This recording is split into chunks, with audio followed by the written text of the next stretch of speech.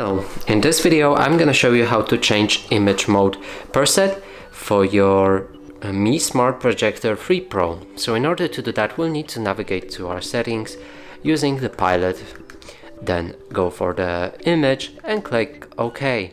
Now select image mode, click OK again, and from here you'll be able to change the image preset by clicking on each preset, and it will change some colors. And at the bottom you can find user mode, and if you click on it you'll be able to adjust any settings yourself. And that's it for this video. Hope you like it. Please consider subscribing to our channel, leave a like and a comment below.